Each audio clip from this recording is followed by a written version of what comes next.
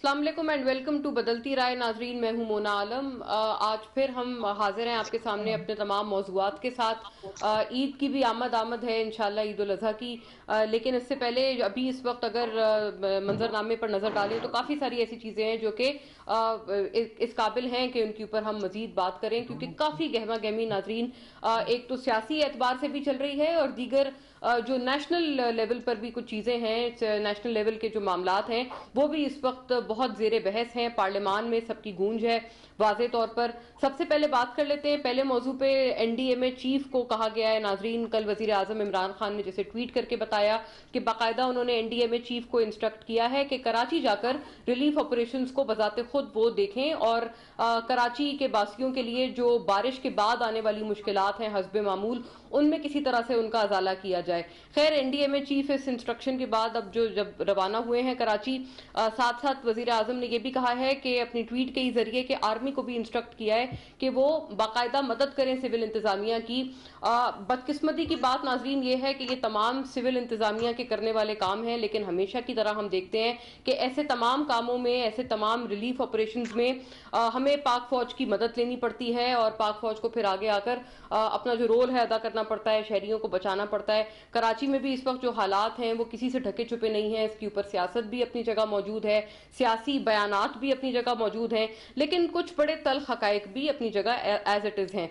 सिंध हुकूमत के मौक़िफ़ की अगर बात कर लें तो सिंध हुकूमत तो ये कहते हुए नजर आती है पीपल्स पार्टी की कि बेशतर जो इलाके हैं वो साफ हो चुके हैं, और बेशतर इलाकों में पानी अब उस तरह से खड़ा नहीं है। दूसरी बात उन्होंने ये भी वो करते हुए नजर आते हैं कि बहुत अननेसेसरीली ज्यादा इस मरतबा बारिश हुई है, तो इस वजह से भी इस किस्म के हालात हुए हैं। हत्ता ये कि जो शहरी हैं वो सोशल मीडिया के जरिए और तमाम जो भी उनके पास रास्ते मौजूद हैं या मीडिया मौजूद है, उनके जरिए अपनी बातें करते हुए नजर आ रहे हैं। फुटेजेस वायरल हो रही हैं कि कराची में इस वक्त क्या हालत जार है। इसके अलावा बल्दियाती हुकूमत की बात कर लें, एमक्यूएम की, तो उनकी तरफ से तो यही गिला मुसलसल आता है कि उनके पास इख्तियारात की कमी है।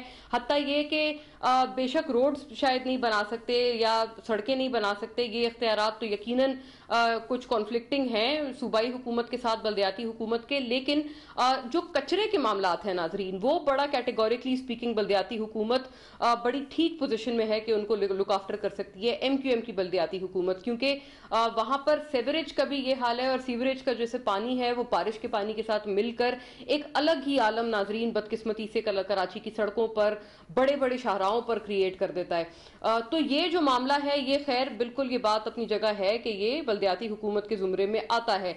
वफाकी हुकूमत की बात कर लें जिसको भारी मैंडेट मिला है, खासतौर पर पीटीआई की हुकूमत को, पीटीआई की जमात को, पीटीआई के एमएनएस को, करा शहर कायद से, तो के इलेक्ट्रिक का जो मामला है वो इस हवाले से जरूरी होगा डिस्कस करना, क्योंकि के इलेक्ट्रिक की भी जो एक इंतजामी मामलात हैं उनकी वजह से हम देखते हैं कि आए रोज और खास तौर पर बारिश के हालात में ना सिर्फ लोड शेडिंग बेपनाह बढ़ जाती है, लोगों की जिंदगियां लोड शेडिंग की वजह से एक तो अजीरन, और दूसरी तरफ बिजली की नंगी तारों से करंट लगने की वजह से नाजरीन बेशतर अफराद बदकिस्मती से अपनी जान की बाजी हार देते हैं। इस मरतबा भी बारिश में वेरी अनफॉर्चुनेट कि हमने इसी किस्म के सिनेरियोज देखे। तो जी, के इलेक्ट्रिक को क्योंकि ये प्राइवेटाइज हो चुका है डिस्को, तो इसके हवाले से जो इतने सख्त तहफुजात आ रहे हैं, हर किसी ने इसके ऊपर एक तरह से नोटिस भी ले लिया है, अपने तौर पर इनको डांट डपट भी कर दी है, लेकिन फिर आगे क्या इसका लाएअमल होगा कि यहाँ के इंतजामात दुरुस्त हों, और वफाकी हुकूमत इसमें क्या करेगी, जो कि वफाकी हुकूमत के एम्बिट में के इलेक्ट्रिक आता है।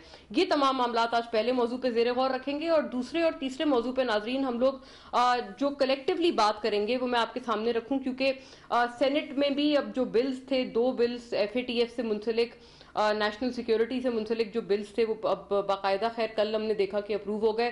हमने उस पर अपनी तफसीली नशिस्त भी इसी प्रोग्राम पर उसका इनेकाद किया, और गवर्नमेंट और अपोजिशन जैसे कि बातचीत में थे मुसलसल। पार्लिमानी कमेटी भी इस हवाले से बनाई गई थी। 34 अमेंडमेंट्स जो हैं नैब के ऑर्डिनेंस में जो 1999 का है उसमें अपोजिशन की तरफ से प्रपोज की गई, और इसमें कोई दो राय नहीं है कि यकीनन नैब को रिफॉर्म करना इस वक्त ज़रूरत वक्त, और जैसे जैसे दिन गुजर रहे हैं इसकी ज़रूरत बढ़ती जा रही है, ख्वाह वो सुप्रीम कोर्ट हो या फिर हुकूमत इटसेल्फ हो, अपोजिशन हो। अब ऐसा मालूम होता है कि तमाम लोग एटलीस्ट बातों की हद तक ये ज़रूर कह रहे हैं, सब लोग एटलीस्ट कहने की हद तक ये बात ज़रूर है कि ये कहते हुए नज़र आ रहे हैं तमाम इतराफ से कि नैब को रिफॉर्म होना है, لیکن ناظرین ریفارم ہم نے کس طرز پر کرنا ہے، اب اس کے اوپر ایسا معلوم ہوتا ہے کہ جیسے ایک سٹیل میٹ کی صورتحال آ گئی ہے. پہلے تو 34 جو امینڈمنٹس ہیں وہ کیونکہ اپوزیشن کی نہیں مانی گئی، اپوزیشن اس حوالے سے بڑی سخت انہوں نے اس پہ رد عمل دیا اور انہوں نے کہا کہ اب اے پی سی کے پلیٹ فارم سے ان امینڈمنٹس کو اٹھایا جائے گا. لیکن دوسری طرف ناظرین گورنمنٹ کا یہ موقف نظر آتا ہے کہ دراصل یہ جو امینڈمنٹس تھیں یہ ایک این آر او ڈھونڈنے کی کوشش تھی اپوزیشن کی طرف سے، اور ان میں جو کچھ نکات تھے جیسے کہ بے نامی دارز کی ڈیفینیشن کو چینج کیا جائے، 1 ارب سے جو کم کے معاملات ہیں وہ نیب کے زمرے میں نہ آئیں، منی لانڈرنگ کے معاملات بھی نیب کے زمرے میں نہ آئیں، 1999 سے پہلے والے جو کیسز ہیں ان کو بھی پروب نہ کیا جائے وغیرہ وغیرہ. اس قسم کی جو 34 امینڈمنٹس ہیں تو گورنمنٹ کا یہ موقف ہے، اور کل حکومتی اراکین نے اس پہ جو پریس ٹاک کی انہوں نے یہ بتایا کہ ان کے ویو میں یہ این آر او ڈھونڈنے کے مترادف ہے، اور ایک طرح سے اس کے مترادف ہے کہ نیب کو یا اس پورے ادارے کو یا اکاؤنٹیبلٹی کے پورے جو تمام پروسیس ہے اس کو ختم کر دیا جائے. ایک اور بات ناظرین جو کہ انٹرسٹنگلی خاص طور پر بیرسٹر شہزاد اکبر نے اس پریس ٹاک میں انہوں نے یہ کہا کہ اپوزیشن نے یہ جو بلز تھے 6 ماہ تک سٹینڈنگ کمیٹی جو ہے سینٹ میں اس نے ان بلوں کو لٹکا کر رکھا. اور ایک اور بات جو شہزاد اکبر صاحب کرتے ہوئے نظر آئے، انہوں نے کہا کہ جو ٹی ٹیز کے معاملات تھے ٹیلی گرافک ٹرانسفرز کے شہباز شریف صاحب اور ان کی فیملی سے منسلک، دراصل ان کی وجہ سے ہمیں 2018 میں ایف اے ٹی ایف کی گرے لسٹنگ کا سامنا ہوا.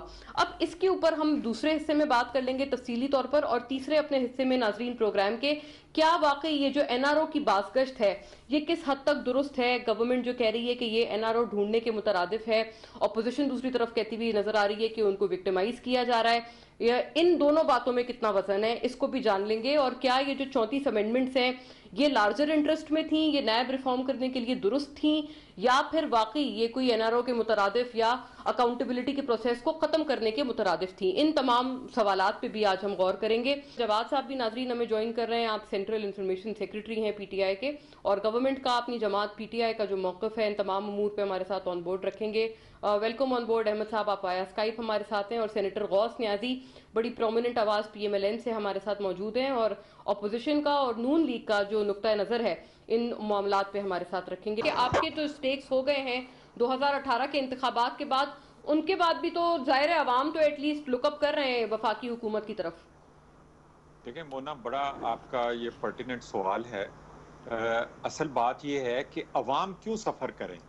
اگر عوام نے پاکستان تحریک انصاف کو کراچی سے ووٹ دیا ہے، اور تحریک انصاف جو ہے وہ اس وقت فیڈرل گورنمنٹ میں ہے، اگر عوام نے پروونشل گورنمنٹ کے لیے سندھ میں پاکستان پیپلز پارٹی کو ووٹ دیا ہے تو پروونشل گورنمنٹ میں پاکستان پیپلز پارٹی ہے.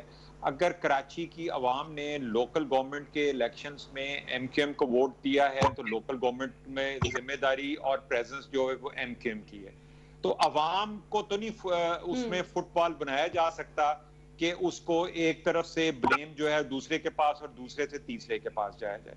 لیکن اب اس صورتحال کا سلوشن درست بات ہے. دیکھیں، اب فیڈرل گورنمنٹ جو ہے اپنی تمام تر انٹینشن، اپنی ایک ریزالو اور ایک ان کا ڈٹرمینیشن کہ ہم نے عوام کو، کراچی کے عوام کو کچھ ریلیف دینا ہے، یہ اگر ہم پاکستان کے ابھی ایگزسٹنگ سسٹم اور پاکستان کے ایگزسٹنگ کانسٹیٹیوشن کے مطابق اگر جاتے ہیں تو فیڈرل گورنمنٹ جو ہے وہ لوکل گورنمنٹ اور پروونشل گورنمنٹ کو بائی پاس کیے بغیر وہاں پہ کوئی کام نہیں کر سکتی. اس کے لیے اس کو پروونشل گورنمنٹ پہ ہی انحصار کرنا پڑتا ہے اور لوکل گورنمنٹ کے اوپر بھی انحصار کرنا پڑتا ہے. تو یہ تو فیڈرل گورنمنٹ کی ایک لیمیٹیشن ہے. لیکن دیکھیں، میں نے اس لیے کہا کہ جب بھی کوئی ڈیزاسٹر ہوتا ہے یا کوئی ایک سسٹم کے اندر ہمیں پرابلم نظر آتی ہے تو اس میں ذمہ داری کا تعین کرنا بڑا ضروری ہوتا ہے. تو میں یہ سمجھتا ہوں کہ اس کے بجائے کہ یہ فٹ بال کی طرح عوام جو ہے وہ 3 مینڈیٹ والی پارٹیز جو ہے ان کی طرف دیکھے اور وہ وہاں سے ایک سے دوسرے اور دوسرے سے تیسرے کی طرف اور تیسرے سے پھر پہلے کی طرف آ جائے. اس میں ذمہ داری کا اگر ہم نے تعین کرنا ہے تو سب سے پہلے تو سندھ میں جو حکومت ہے پروونشل کی، انہیں یہ ایکسیپٹ کرنا پڑے گا کہ انہیں سندھ میں حکومت کرنے کا جو مینڈیٹ ملا ہے وہ اس کا جو ایریا ہے وہ صرف سر، لیکن وہ بالکل آپ کی بات ٹھیک ہے احمد صاحب، یہ بیشتر جو میجر سٹیک ہولڈر ہے وہ تو یقیناً سندھ حکومت پیپلز پارٹی کی ہے، لیکن یہ بھی بتائیے گا پھر کہ الیکٹرک کے تو ایٹ لیسٹ معاملات وفاقی زمرے میں آتے ہیں، اس کو تو ایٹ لیسٹ دیکھا جا سکتا ہے. جی مونا، بڑا اچھا آپ نے سوال کیا ہے. اس کے لیے میں آپ کو تھوڑی سی کے الیکٹرک کی ہسٹری بتانا چاہوں گا. کراچی الیکٹرک سپلائی کارپوریشن کے مختصراً ای پلیز، ایس سی. تاکہ میں پھر نیازی صاحب کی جی طرف بھی بڑھوں آگے جی میں تھوڑا مختصراً چلے. آپ جی کو بتا دیتا ہوں بریفلی کہ سر یہ کے پلیز. ای ایس سی کو جی پرائیویٹائز جی کیا گیا تھا مشرف صاحب کے دور میں. اس کے بعد دو حکومتیں 5 سال کی پیپلز پارٹی کی اور نون لیگ کی آئیں. یعنی یہ 3 حکومتوں کے دور سے گزرتا ہوا پاکستان تحریک انصاف کو کے الیکٹرک کا گفٹ جو ہے ملا. اور کے الیکٹرک کا بھی وہی حساب تھا جو کہ ہر سال بارشوں کی وجہ سے ہوتا ہے. اب حکومت نے کے الیکٹرک کے حوالے سے جو اب نئے سرے سے جو ٹرمز اینڈ کنڈیشنز ہیں ان کو طے کرنے کے لیے جو بات چیت کا آغاز کیا ہے، اس کا مقصد یہی ہے کہ کراچی کے عوام کو ریلیف دیا جا سکے. تو اس میں یقیناً کے الیکٹرک کے حوالے سے فیڈرل گورنمنٹ کی ذمہ داری ہے، اور اس سے بڑی جلدی کے الیکٹرک کی ٹرمز اینڈ کنڈیشن. اور اس میں آپ نے دیکھا ہے کہ شنگھائی الیکٹرک جو ہے چائنا سے جو ہے اس کی انٹری ہو چکی ہے، اور وہ انفراسٹرکچر کے جو ایشوز ہیں. اور اس میں دیکھیں سب سے بڑا جو کے الیکٹرک کا ایشو جو پچھلے تقریباً 15 سال سے ہے، یا کے ای ایس سی اس سے پہلے، وہ اس کا ڈسٹریبیوشن نیٹ ورک ہے. آپ بجلی اگر پیدا بھی کر لیتے ہیں تو کراچی کا ایگزسٹنگ ڈسٹریبیوشن نیٹ ورک اس کو سسٹین نہیں کر سکتا. اور ایک کراچی جیسے شہر کو 2 کروڑ آبادی کے شہر کا ڈسٹریبیوشن نیٹ ورک اگر آپ نے اس کو ریپلیس کرنا ہے یا اس کو بہتر وہی بات ہے کرنا ہے احمد تو صاحب، یہ اصل میں یہاں پر جو انویسٹمنٹ کرنی تھی یہ کے الیکٹرک نہیں کرنی تھی، اور یہ ان کے معاہدے کا بھی چیز حصہ تھی سر. لیکن انہوں نے اپنا یہ وعدہ وفا نہیں کیا. مجھے الاؤ کیجیے گا میں نیازی صاحب کی طرف بڑھوں. سینیٹر غوث نیازی صاحب، آپ فرمائیے گا یہ جو معاملہ ہے خاص طور پر کے الیکٹرک کا، یہ تو ظاہر ہے آپ کے ٹائم پر بھی، یعنی کہ نون لیگ کی جب گزشتہ حکومت تھی تب بھی یہ دوسری جو پرائیویٹائزیشن ہے یہ کے الیکٹرک کی ہوئی تھی، اور اس کے اوپر بڑے سکینڈلز بھی آئے تھے کہ کوئی بھاری رشوت دے کر یہ جو گروپ ہے انہوں نے اس کے سٹیکس ایکوائر کیے تھے. لیکن اس سکینڈل کا بھی خیر ایز سچ کوئی جواب نہیں آیا. لیکن اس وقت بھی یہ معاملات ایسے کے ایسے ہی تھے کہ الیکٹرک کے. تو یہ تو واقعی کچھ حصے ایسے ہیں وفاقی حکومت کے، ابھی آپ اگر گلا کریں گے کہ ابھی نہیں ہو رہے تو وہ تو درست ہے، لیکن پہلے آپ کے ٹائم پہ بھی نہیں ہوئے. بسم اللہ الرحمن الرحیم. مونا دیکھیں، جو میں سمجھتا ہوں کہ کراچی کے اتنے مسائل ہیں ان کو حل کرنے کی بجائے اکثر جو ہے اس میں سیاست کی جاتی ہے. اب کچھ 1 مہینہ پہلے دیکھیں تو کہ الیکٹرک بجلی کا کیونکہ مسئلہ تھا، گرمی زیادہ تھی اور پھر پرابلم آ رہے تھے. پہلے انہوں نے کہا کہ 3000 میگا واٹ کی ڈیمانڈ ہے ہم پوری کر رہے ہیں، لیکن بعد میں پھر بڑی تو شاید 3600 میگا 3600 پہ چلی گئی. تو پھر وہ کے الیکٹ کے مطابق ہمیں لوڈ شیڈنگ مجبور کرنا پڑی. پہلی بات یہ ہے کہ وہ آٹونامس پارٹی ہے، وہ گورنمنٹ کے انڈر نہیں ہے. اس نے اپنی کیپیسٹی خود بلڈ اپ کرنی تھی. اس میں ابھی بھی وہ وفاق سے 650 بلکہ اب تو 800 میگا واٹ بجلی جو ہے ہم اس کو دے رہے ہیں. حالانکہ یہ اس کا اپلیکیشن تھی کہ اپنی وہ پروڈکشن کیپیسٹی ساتھ ڈسٹریبیوشن کیپیسٹی بہتر کرے، لیکن اسے نہیں کیا، اور جس کی وجہ سے لوڈ شیڈنگ کا اور اس قسم کا مسئلہ آ رہا ہے. اور پھر دیکھ رہے ہیں انچارج کون ہے، وہ عارف نقوی صاحب ہیں. لیکن ان کے عارف نقوی خلاف ان صاحب کو کچھ پابند تو کیا جا سکتا تھا نا نیازی صاحب، جیسے میں نے عرض کیا. بالکل یہ آپ صحیح کہہ رہے ہیں کہ انہوں نے اپنے وعدے یا کمٹمنٹس خود پوری نہیں کی، لیکن کچھ تو ان کو پابند کیا جا سکتا تھا اس کے اوپر ایگزیکٹلی وفاق کی طرف سے، باقاعدہ آپ کے وقت میں بھی. اور اس میں میرے خیال میں یہ 10 سال کا اس کا تھا اور وہ گزر گیا ہے. اب تو وفاق کو چاہیے کہ اس کو بڑھا کے پوچھے بھائی کیوں آپ نے اس کو کیپیسٹی بلڈ اپ نہیں کیا. اگر اس نے وہ وعدے پورے نہیں کیے تو شنگھائی الیکٹر تو کافی اچھے سے کوشش کر رہا ہے کہ جو میں اس کو خریدتا ہوں مجھے دیا جائے، میں ڈسٹریبیوشن بھی کروں گا، اس کی کیپیسٹی بھی بڑھاؤں گا. شنگھائی الیکٹر کا ایک اور پروجیکٹ مشن بھی چل رہا ہے، وہ بڑی کامیابی سے چل رہا ہے. تو ہمیں تو چاہیے کہ اس پہ کوئی شو کا نوٹس دیا جائے کہ کیوں نے پروڈکشن کیپیسٹی اس نے بڑھائی. اور پھر ڈسٹریبیوشن سسٹم میں خرابی ہے تو درست پھر بات وہ ہے. جی جی اور وفاق تو یہ ہے کہ چونکہ کراچی کے لوگوں کے مسائل ہے، اس لیے 800 جو میگا واٹ بجلی اس کو دے رہا ہے، تو اس لیے دے رہا ہے کہ تاکہ لوگوں کے مسائل زیادہ نہ ہوں، ورنہ تو وفاق پابند نہیں ہے. ایک عرصے کے بعد وفاق جو ہے اس کی مداری نہیں ہے اس کو بجلی دینے کا. تو عارف نقوی صاحب کو کیونکہ اس کے انچارج ہیں اور عمران خان صاحب کے دوست ہیں، تو اس لیے انگلیاں زیادہ جو ہے وفاق کی طرف اٹھتی ہیں کہ جی انہوں نے اس کو کیوں نہیں وعدے کیوں نہیں پورے کیے. اور عارف نقوی پہ کئی الزام بھی لگے، آپ کو پتہ ہی ہوگا کہ کس طرح کے ان. اور پھر ایک امریکہ کا ذکر بھی ہوا نقوی کا کہ جی اس میں ایک ایسا بندہ ہے جس کے پرائم منسٹر عمران خان کے دوست بھی ہیں. تو چلو اس چیز کو چھوڑو، ہمیں تو چاہیے کہ تمام پارٹیاں جیسے مل کے یہ عوام کا ایک بڑا درینا مسئلہ ہے اور ہر سال یہ مسئلہ گرمی میں آتا ہے، تو اس کو حل کرنا چاہیے اور اس کے لیے وہی تمام سینیٹر میں غوث نیازی صاحب گزارش مجھے فرمائی، یہ بات آپ نے بالکل درست فرمائی ہے کہ یہ بات آتی ہے کہ موجودہ جو وفاقی حکومت ہے آیا وہ کیوں ان کو اس طرح سے نہیں اس کو ایکشن لے رہی ہے. آپ کی بات جو آپ نے بھی فرمائی ہے ٹھیک ہے، دس از رائٹ، ویلڈ ہے، لیکن آپ کے ٹائم پہ بھی کیوں کوئی ایکشن نہیں ہوا انفراسٹرکچر پہ؟ اس وقت بھی کے الیکٹرک نے کوئی سرمایہ کاری نہیں کی. اور مجھے الاؤ کیجیے گا میں انٹروڈیوس کر دوں سینیٹر بیرسٹر سیف بھی اب ہمارے ساتھ فون لائن پر موجود ہیں. ویلکم آن بورڈ، ایم کیو ایم کو ریپرزینٹ کرتے ہوئے بیرسٹر صاحب اب ہمارے ساتھ موجود ہیں.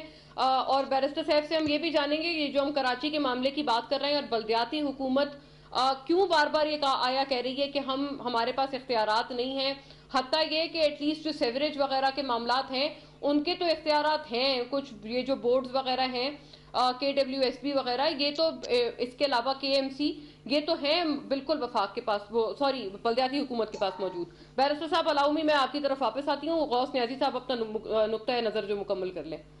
جی تھینک یو. تو میں یہ کہہ رہا تھا کہ ان کو آپ دیکھیں ابھی اصل میں کراچی میں یہ ہے کہ بلدیات جو ہے وہ ایم کیو ایم کو جو ہے ان پہ بلدیات پہ قبضہ ایم کیو ایم کا کراچی شہر کا، صوبائی حکومت جو ہے وہ پیپلز پارٹی کی ہے اور وفاق جو ہے وہ پی ٹی آئی کو کی حکومت ہے، کیونکہ وہ اپنے سیاسی پوائنٹس کو زیادہ کرتے ہیں. آپ دیکھو نا بلدیات کو ویسے بھائی مجھے کہنا ہے، یہ مجھے کہنے میں کوئی آ رہی ہے کہ بلدیات چاہے جس صوبے میں بھی ہیں، بلکہ بلدیات اگر وفاق میں بھی ہے تو ان کو اختیارات دینے کو کوئی تیار نہیں ہے. پھر اسلام آباد کے میئر کو دو مطلب کیا گیا، یہ پنجاب میں بلدیات جو ہے وہ ختم کر دیے گئے، کے پی کے میں الیکشن ہونے ہیں وہاں الیکشن نہیں ہونے دیے جا رہے، کیوں نہیں دیے جا رہے؟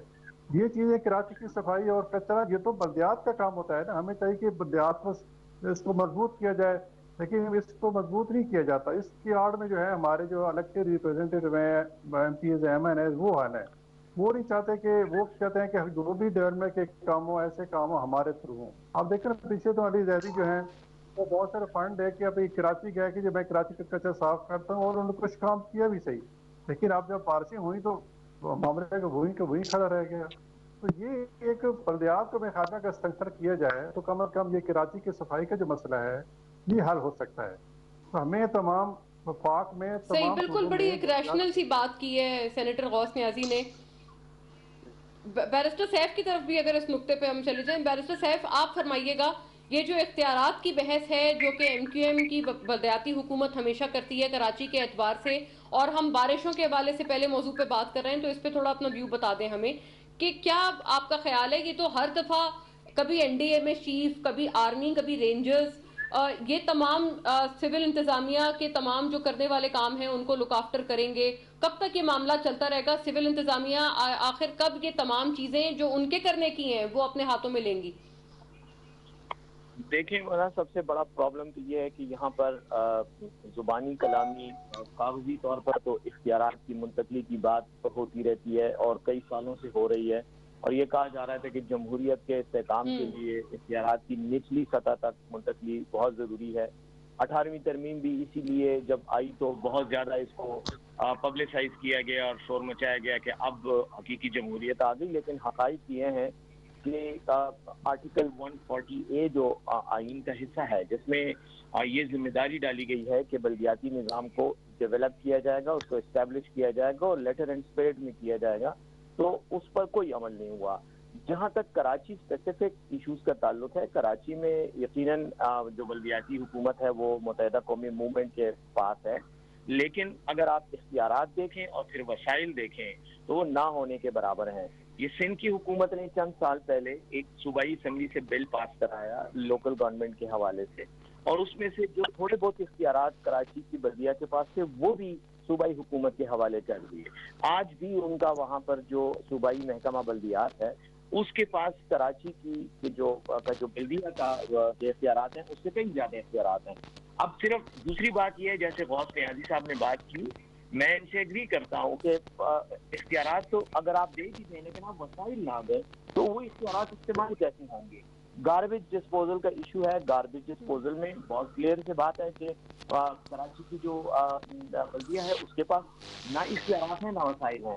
کراچی اتنا بڑا پرابلم ہے گاربیج ڈسپوزل کے حوالے سے کہ آپ کو اس کے لیے بہت بڑے وسائل چاہیے. وہ وسائل صوبائی حکومت وہاں منتقل نہیں کر رہی، اس لیے کراچی گندگی کا ڈھیر بن گیا ہے۔ نکاسی آگ کا مسئلہ، یہ وہ تمام ایشوز ہیں جس کے لیے یا تو آپ بلدیہ کو امپاور کریں، اور یا اگر آپ نے اختیارات اپنے ہاتھ میں رکھنے ہیں تو پھر صوبائی حکومت کی ذمہ داری بنتی ہے کہ وہ کم از کم پھر وسائل اور اختیارات استعمال کرے۔ بیرسٹر صاحب صرف اتنا فرمائیے گا کہ کیونکہ اب پی ٹی آئی بھی وفاق میں ہے اور آپ کی اتحادی ہے، کیا یہ آپ کی کوئی مدد کر سکتے ہیں اس اختیارات کی منتقلی میں کہ آپ کے یہ اختیارات کا معاملہ حل ہو؟ آپ کیا ایکسپیکٹیشن رکھتے ہیں پی ٹی آئی کی وفاقی حکومت سے بطور اتحادی؟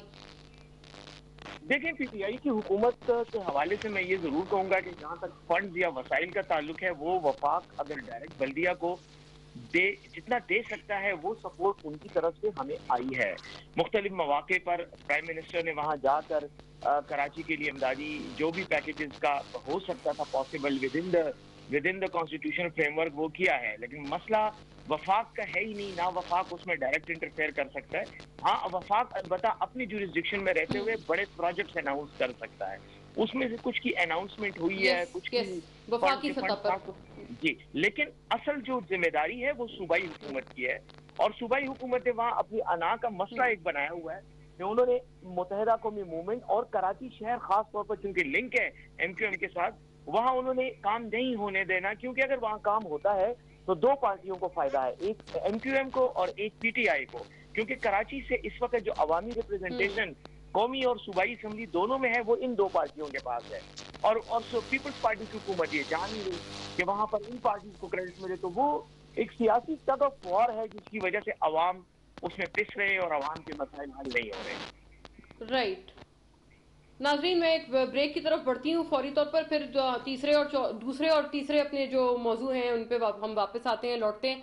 آفٹر اے بریک ہم مزید بات کریں گے نیب کے حوالے سے جو ترامیم پرپوز کی گئی ہیں اور جو باقاعدہ ابھی جو بلز کلیئر ہوئے ہیں ایف اے ٹی ایف اور نیشنل سیکیورٹی سے منسلک۔ اسٹے ود اس۔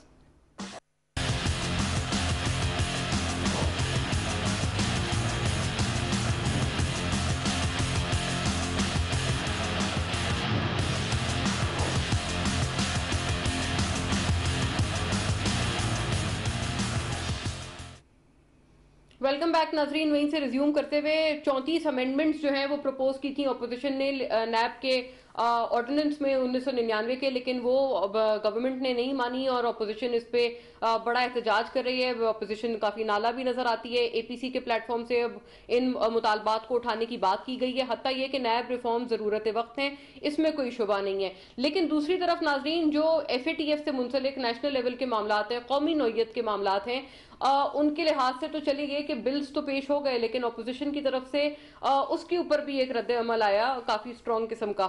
اس کی کیا وجوہات تھیں؟ لیکن دوسری طرف گورنمنٹ یہ کہہ رہے ہیں کہ اپوزیشن ابھی بھی این آر او ڈھونڈنے کے طاق میں ہے۔ تمام باتوں میں کتنی صداقت ہے؟ دوسرے موضوع پہ تو خاص طور پر جو ٹی ٹیز کو منسلک کیا ہے بیرسٹر شہزاد اکبر نے کل کی پریس ٹاک میں، شہباز شریف صاحب کی جو ٹی ٹیز اور یہ جو مبینہ طور پر یہ تمام جو الزامات ہیں ان کو منسلک کرتے ہوئے شہزاد اکبر صاحب نے کہا ہے کہ اس کی وجہ سے دراصل 2018 میں پاکستان ایف اے ٹی ایف سے گرے لسٹ ہوا۔ فرمائیے گا غوث نیازی صاحب، سینیٹر غوث نیازی، آپ سے اس کا جواب پہلے آ جائے کیونکہ اپوزیشن سے منسلک ہے۔ یہ جو الزام ہے یہ تو پے در پے لگتا آیا ہے، اب تو باقاعدہ جو ریفرنسز ہیں وہ بھی اپروو کر دی ہیں نیب چیئرمین نے۔ فرمائیے گا یہ کیوں بار بار آپ پہ الزام عائد کیا جا رہا ہے کہ آپ دراصل تو احتساب سے بچنا چاہ رہے ہیں، اس وجہ سے کہ جو 34 امینڈمنٹس ہیں یہ آپ نے نیب آرڈیننس میں پرپوز کی ہیں؟ دیکھیں جی، مناور نے بات کی ہے، 4 بل گورنمنٹ نے ہمارے ساتھ رابطہ کیا کہ ہم اس کو پاس کرانا چاہتے ہیں، اور گورنمنٹ نے کہا کہ ہماری یہ خواہش ہے کہ یہ بل جو ہے ہم اکٹھے پاس کریں۔ اس میں ایک اینٹی ٹیررزم کوڈ کا تھا، ایکٹ تھا جو 97 کا تھا، دوسرا یونائٹڈ نیشن کا سیکورٹی کاؤنسل ایکٹ 1948 کا، اس میں امینڈمنٹ تھی، تیسرا بھی اینٹی ٹیررسٹ کوڈ کا تھا، تیسرا تھا، چوتھا تھا نیب کا۔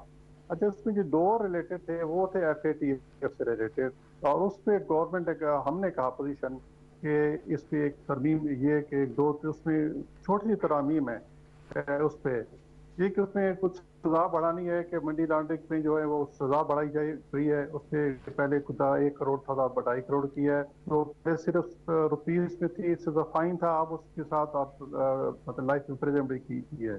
یہ 2 چیزیں۔ ہاں، یہ فرمائیے گا، یہ نیازی صاحب تھوڑی کلیئرٹی آ جائے، آپ کو ये जो FATF से मुंसलिक जो बिल्स थे, आपको इन पे क्या एतराजात थे?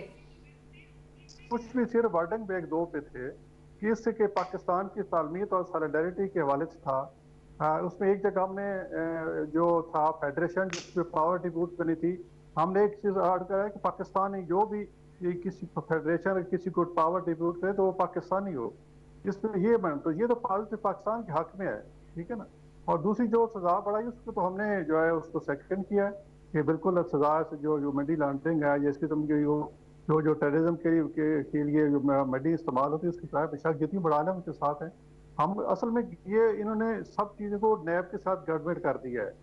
नैब पे तो हमने कहा कि नैब पे हम बात करने को अच्छा, तैयार नहीं है। एक और क्लैरिटी दे दीजिएगा न्याजी साहब। शाहिद खाकान साहब बार बार ये स्टेटमेंट देते हुए नजर आ रहे हैं कि जो FATF से मुंसलिक बिल्स थे, अभी आप तो कह रहे हैं कि वो ठीक है अपनी जगह, लेकिन वो शाहिद खाकान साहब ने तो ये बार बार कहा है कि उनका तो कोई ताल्लुक ही नहीं था FATF से, और वो तो असल में अगर वो पास हो जाएं तो वो तो बहुत ही ज्यादा वो जालिमाना किस्म के बिल्स होंगे। ये बात क्यों है आखिर?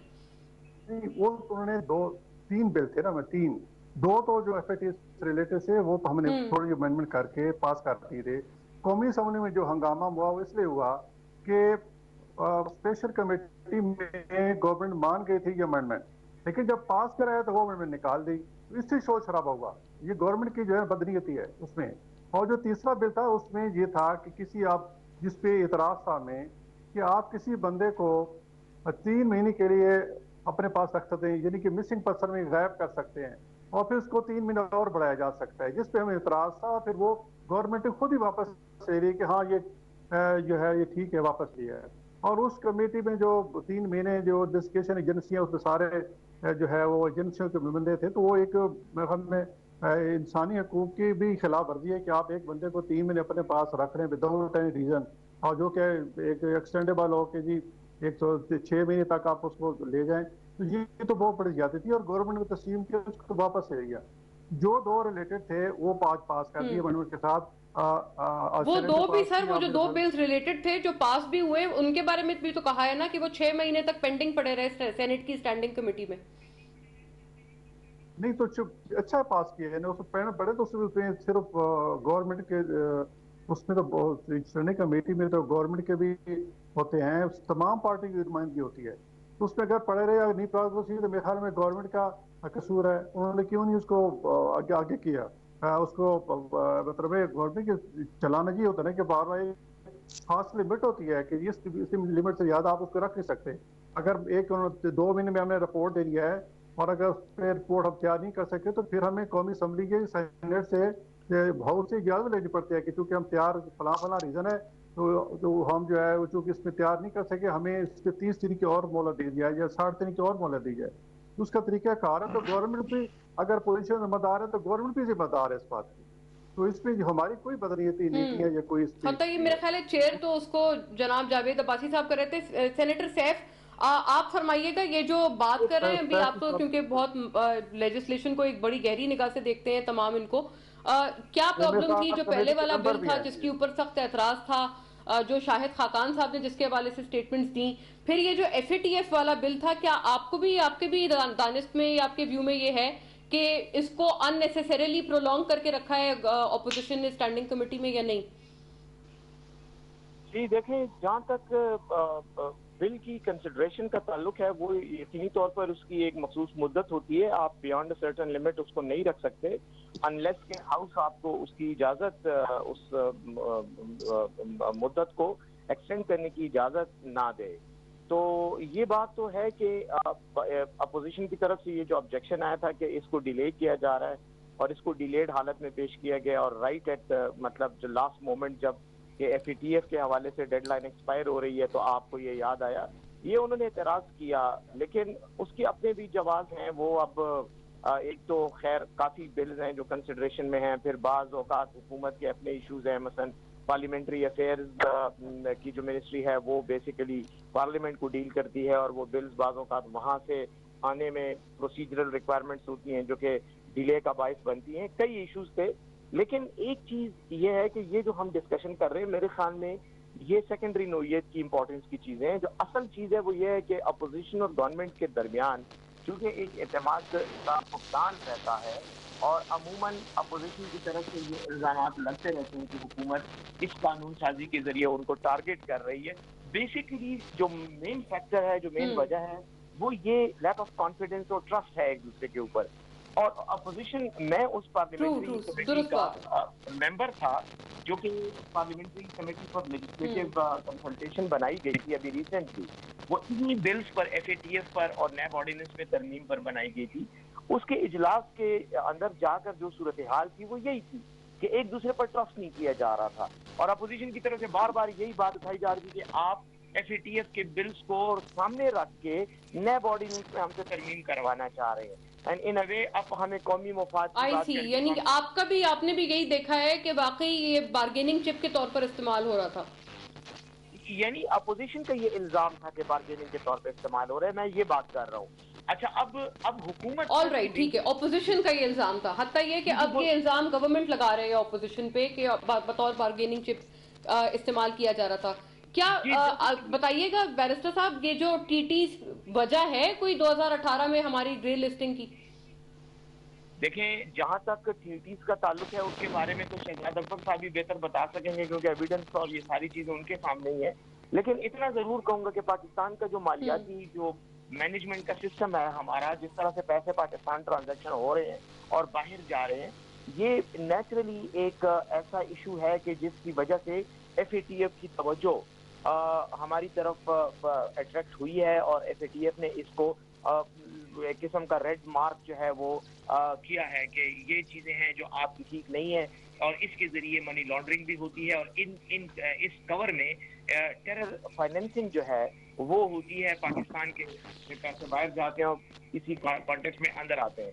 تو یہ ایشوز ہے. اب وہ چاہے شہباز شریف صاحب کی ٹی ٹی ہو, چاہے کسی اور وجہ سے ان ریگولیٹڈ ٹرانسفر اور ایسی ٹرانسفر ہو کہ جس میں لیک آف ٹرانسپیرنسی ہو, تو وہ تو یقینی طور پر ایف اے ٹی ایف کی طرف سے اقدامات کا باعث بنے گی. تو میں یہ سمجھتا ہوں جہاں تک ان پرٹیکولر ڈیوٹیز کا تعلق ہے, وہ میں پھر اس پہ کمنٹ اس لیے نہیں کروں گا because of lack of information, کیونکہ this is in domain of Shahzad Akbar whatever جو بھی ان کی فنکشنز ہیں.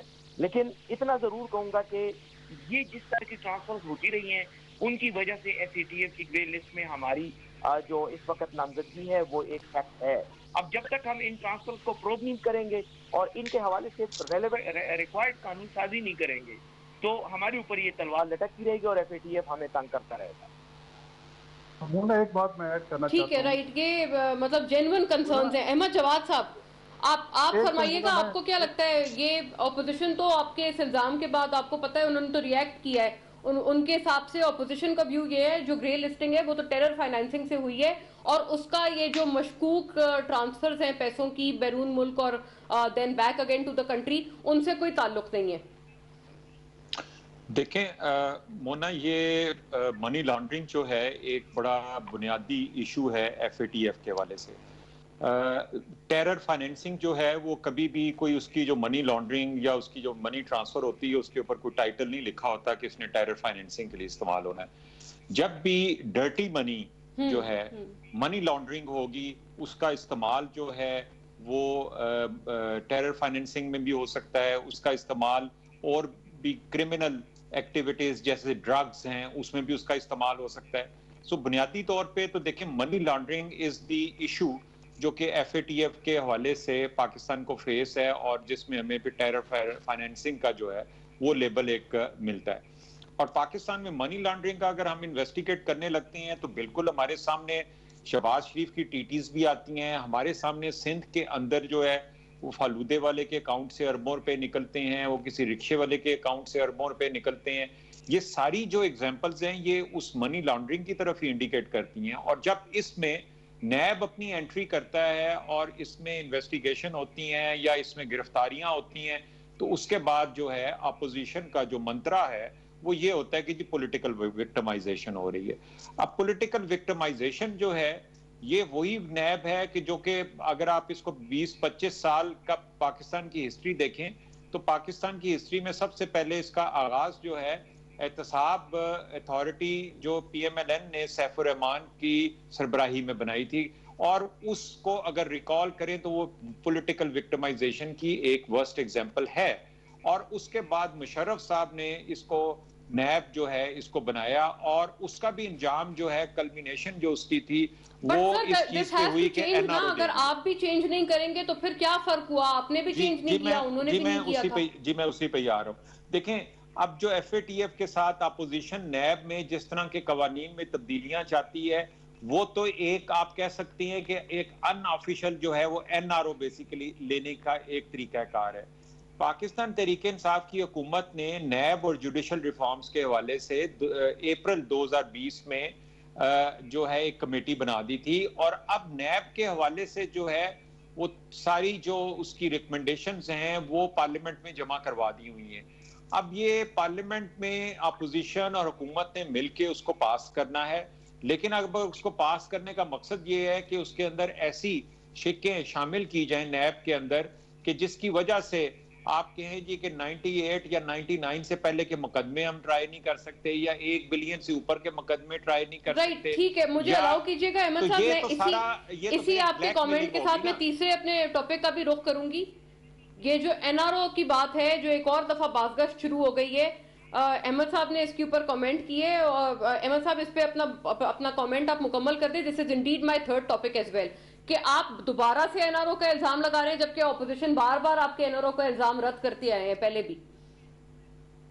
دیکھیں اصل میں تو مسئلہ ہی سارا پولیٹیکل، آپ اس کو ایک بڑا ایک چھوٹا سا نقطہ ہے کہ 10 سال تک پاکستان پیپلز پارٹی اور پی ایم ایل نے نیب کے حوالے سے کبھی ان کو کوئی ریزرویشن نہیں ہوئی۔ یہ دو جماعتوں نے اپوزیشن اور گورنمنٹ میں ہوتے ہوئے آپس میں ایک کنسنسس سے اس کے چیئرمین کی تعیناتی کرتے تھے تو ان کو ایک کنوینئنس تھی، ایک میٹر آف کنوینئنس تھا۔